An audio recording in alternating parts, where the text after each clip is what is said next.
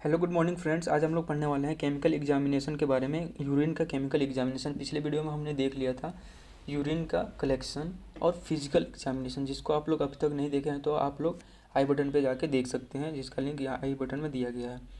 तो आज का वीडियो हम लोग स्टार्ट करते हैं। आज के वीडियो में हम लोग जानेंगे केमिकल एग्जामिनेशन ऑफ यूरिन के बारे में। एक जो यूरिन होता है उसमें केमिकल कौन कौन से एग्जामिनेशन होते हैं, कौन कौन से टेस्ट लगाते हैं केमिकली, उसके बारे में आज हम लोग जानेंगे। उसके मेथड्स जानेंगे और कुछ जो बच जाएंगे उसको हम लोग अगले वीडियो में भी कवर कर लेंगे।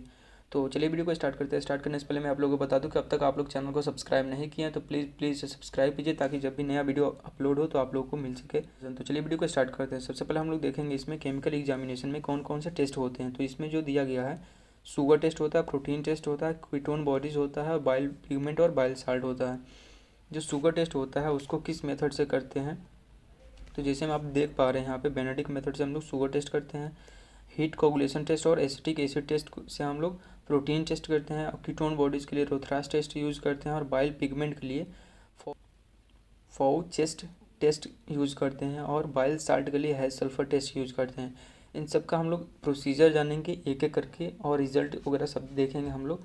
तो नेक्स्ट स्लाइड में है कि determination of glucose in urine. Urine में ग्लूकोज का एस्टिमेशन, ग्लूकोज में यूरिन का एस्टिमेशन हम लोग बेनेडिक मेथड से करेंगे। इसका जो प्रिंसिपल होता है वो होता है, जब यूरिन को बेनेडिक सॉल्यूशन के साथ बॉईल करते हैं, यानी गर्म करते हैं उसको, तो वो ब्लू एल्कलाइन कॉपर सल्फेट जो होता है उसमें बेनेडिक सॉल्यूशन में, जो बेनेडिक सॉल्यूशन होता है वो ब्लू कलर का होता है। उसमें जो एल्कलाइन कॉपर सल्फेट जो होता है वो रिड्यूस होके रेड क्यूप्रिक ऑक्साइड प्रोड्यूस करता है। रेड क्यूप्रिक ऑक्साइड प्रोड्यूस करता है जब वो किसी रिड्यूसिंग एजेंट के साथ मतलब रिएक्ट करता है, यानी किसी शुगर में जो रिड्यूसिंग शुगर्स होते हैं उसके साथ अगर रिएक्ट करता है ब्लू एल्कलाइन कॉपर सल्फेट, तो वो क्या होता है, reduce red brown cupric oxide में। ठीक, जब कलर डेवलप होता है तो हम लोग डिटेक्ट करते हैं कि हाँ उसमें ग्लूकोज प्रेजेंट है। इस मेथड्स में कैसे हम लोग करते हैं, तो सबसे पहले जो होता है टेस्ट ट्यूब लेते हैं, एक बड़ा सा टेस्ट ट्यूब लेंगे। टेस्ट ट्यूब लेने के बाद उसमें 5 ml बेनेडिक रिएजेंट लेंगे। बेनेडिक रिएजेंट जो होता है ब्लू कलर का होता है, उसको 5 ml तक फिल कर लेंगे टेस्ट ट्यूब में। फिल करने के बाद से हम लोग 8 ड्रॉप उसमें, यानी ड्रॉपर से 8 ड्रॉप उसमें हम लोग यूरिन ऐड करेंगे। यूरिन ऐड करने के बाद से नीचे हम लोग एक स्प्रिट लैंप जला लेंगे, या वाटर बाथ में हम लोग इसको हीट करेंगे, बॉयल करेंगे। बॉयल करने के बाद से इसमें कलर डेवलप होगा। जैसे में आप रिजल्ट में यहाँ पर देख पा रहे हैं कि डिफरेंट डिफरेंट कलर प्रोड्यूस हुआ है। ये जो होता है नॉर्मल सॉल्यूशन है, ब्लू कलर का होता है। इसमें इस टाइम पे कोई भी शुगर या कोई भी मतलब ये निगेटिव है, मान लीजिए इसमें ऐड किया गया है यूरिन, तो ये निगेटिव शो कर रहा है। ये जो होता है ये ब्लू कलर का होता है। ये जब शुगर प्रेजेंट होता है और जितना क्वांटिटी में प्रेजेंट होता है उसकी क्वांटिटी बढ़ती जाती है, तो डिफरेंट डिफरेंट कलर प्रोड्यूस होते जाते हैं। ठीक, यहाँ पर रिजल्ट में आप देख पा रहे हैं कि अगर कोई भी कलर चेंज नहीं हो रहा है, ब्लू कलर ही रह जा रहा है, तो उसमें शुगर को की जो अमाउंट है वो नहीं है। अगर ट्रेस अमाउंट है तो वो ग्रीन कलर प्रोड्यूस करता है। जैसे में आप यहाँ पे देख पा रहे हैं कि ग्रीनिश कलर प्रोड्यूस हुआ है, जिसको हम लोग बोलते हैं कि ट्रेस अमाउंट में शुगर प्रेजेंट है। अगर वो ग्रीन विथ प्रेसिपिटेट फॉर्म हो रहा है, ग्रीन के साथ प्रेसिपिटेट फॉर्म हो रहा है, तो उसको हम लोग +1 देते हैं। और जब ब्राउन प्रेसिपिटेट होता है तो हम लोग उसको 2+ देते हैं। 3+ जब आता है तो येलो या ऑरेंज प्रेसिपिटेट होता है, जो कि यहाँ पे आप डायग्राम में देख पा रहे हैं कि जो यहाँ पे लगाया गया है पिक्चर को, उसमें ऑरेंज कलर का कलर डेवलप हुआ है। तो उस कंडीशन में हम लोग 3+ उसमें देंगे, जिसमें 1.5 ग्राम शुगर प्रेजेंट रहेगा। अगर रेड प्रेसिपिटेट फॉर्म हो रहा है तो उसको हम लोग 4+ देंगे, यानी हाईएस्ट अमाउंट ऑफ ग्लूकोज जो होता है यूरिन में प्रेजेंट होता है। अच्छा, इससे पहले हम लोग बात करेंगे कि ये यूरिन में शुगर आता क्यों है। जब बॉडी में थ्रेशोल्ड पोजीशन से ज़्यादा ग्लूकोज की लेवल हो जाती है। थ्रेशोल्ड कब होता है, 180 ग्राम पर DL होता है। 180 ग्राम पर DL से जब ग्लूकोज की अमाउंट ज़्यादा होने लगती है 180 से, तो ये क्या होता है, यूरिन के थ्रू पास आउट होने लगता है ग्लूकोज।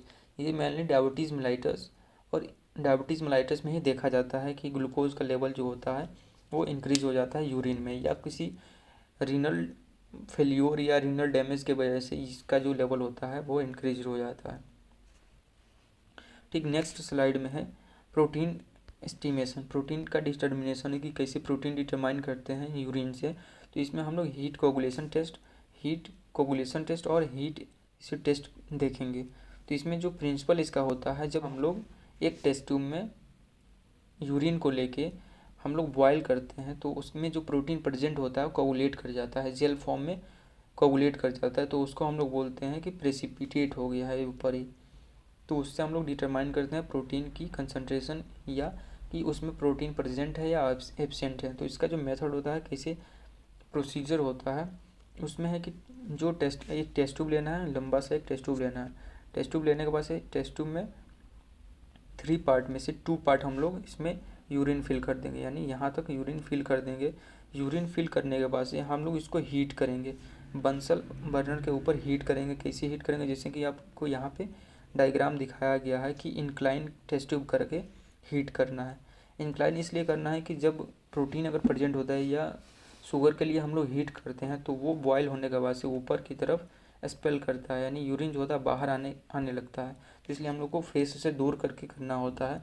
और मेनली जो प्रोटीन में ये टिल्ड करके जो टेस्ट ट्यूब यूज़ करना होता है वो इसलिए करते हैं क्योंकि हम लोग को जो ऊपर वाला जो पोर्शन होता है, यानी अपर पोर्शन होता है, उसी को हीट करना होता है। जैसे कि अब यहाँ पर देख पा रहे हैं कि इस पोर्शन को हीट करने पे कोगुलेट हो गया है, यानी ये टेस्ट जो होता है पॉजिटिव हुआ है इस कंडीशन में, जब ऊपर की तरफ कोगुलेट हो गया है। ठीक, यहाँ पे अगर ट्यूब को टिल्ड करके हमने बॉयल किया तो वो कोगुलेट कर रहा है, तो उसमें हम लोग डालेंगे 10% एसिटिक एसिड डालेंगे। एसिटिक एसिड इसलिए डालेंगे जो कि उसमें फॉस्फोरस कभी कभी फॉल्स निगेटिव रिजल्ट दे देता है। फॉस्फोरस क्या करता है, उसको कोगुलेट करा देता है, जिसके पॉजिटिव रिजल्ट आ जाता है। उसको हैंडल करने के लिए हम लोग एसिटिक एसिड यूज़ करते हैं कि कुछ ड्रॉप 10% एसिटिक एसिड ऐड उसमें करते हैं तो वो डिजॉल्व हो जाता है। और फिर से हम लोग जब हीट करते हैं तो उसमें कोगुलेशन स्टार्ट हो जाता है, ऊपर कोगुलेट हो जाता है। और जिसको हम लोग कंपेयर कर लेते हैं, नीचे वाला जो यूरिन होता है उससे कंपेयर करते हैं कि कोगुलेट हुआ है या नहीं हुआ है। ठीक, और उसके बाद से हम लोग एक और मेथड की बात करते हैं। इसमें एक और मेथड है, सल्फोसैलिसाइलिक एसिड टेस्ट होता है। प्रोटीन के लिए सल्फोसैलिक एसिड टेस्ट भी करते हैं, जिसका जो प्रिंसिपल होता है, जब हम लोग ऑर्गेनिक एसिड यानी सल्फ्यूरिक एसिड को मिक्स करते हैं यूरिन के साथ तो प्रोटीन जो होता है वो प्रेसिपिटेट हो जाता है। ठीक, यानी जब हम लोग, ये हीटिंग प्रोसीजर नहीं है इसमें, जब हम लोग सल्फ्यूरिक एसिड या ऑर्गेनिक एसिड को ऐड करते हैं तो जो प्रोटीन प्रेजेंट होता है वो क्या करता है, कोगुलेट कर जाता है। जैसे में आप यहाँ पे देख पा रहे हैं यूरिन प्रोटीन की कंसंट्रेशन। प्रोसीजर की बात करें तो 2 ml यूरिन लेना है टेस्ट ट्यूब में। यूरिन लेने के बाद से हम लोग उसमें क्या करते हैं, अगर उसमें उसका pH न्यूट्रल और या एल्कलाइन है, यानी हम लोग जब स्ट्रिप से उसका pH चेक कर लेंगे। चेक करने के बाद से जब हम लोग केमिकल एग्जामिनेशन करेंगे तो उसमें अगर यूरिन न्यूट्रल और एल्कलाइन है तो उसमें 1 से 2 ड्रॉप एसिटिक एसिड ऐड करेंगे। एसिटिक एसिड ऐड करने के बाद से हम लोग उसमें 2 से 3 ड्रॉप 3.5% का सल्फोसाइलिक एसिड ऐड करेंगे। उसके बाद से हम लोग टर्बिडिटी चेक करेंगे। जैसे कि आप यहाँ पे देख पा रहे हैं कि जो फर्स्ट टेस्ट ट्यूब है उसमें भी क्लाउडी दिख नहीं रहा है। इसको हम लोग कंपेयर करते हैं, पीछे एक बैकग्राउंड सेट करते हैं, ब्लैक बैकग्राउंड में चेक करते हैं। दूसरी में आप देख सकते हैं ट्रेस अमाउंट में प्रेजेंट है तो आपको थोड़ा सा क्लाउडी दिखने को मिल जा रहा है। तीसरे में भी सेम वैसे ही। चौथे में ज़्यादा कंसंट्रेशन बढ़ते जा रहा है। सबसे जो लास्ट वाला है उसको 4+ मिला है क्योंकि उसमें ज़्यादा क्लाउडीनेस सीन होता है। तो तब तक के लिए इतना ही, मिलते हैं नेक्स्ट वीडियो में जिसमें हम लोग डिस्कस करेंगे कीटोन बॉडीज़ का टेस्ट यानी रोथरास टेस्ट के बारे में, जिसमें हम लोग डिस्कस करेंगे रोथरास टेस्ट के बारे में, बाइल पिगमेंट के टेस्ट के बारे में और बाइल साल्ट के टेस्ट के बारे में। ठीक, उसके बाद हम लोग माइक्रोस्कोपिक एग्जामिनेशन भी पढ़ेंगे। तो तब तक के लिए इतना ही, मिलते हैं नेक्स्ट वीडियो में।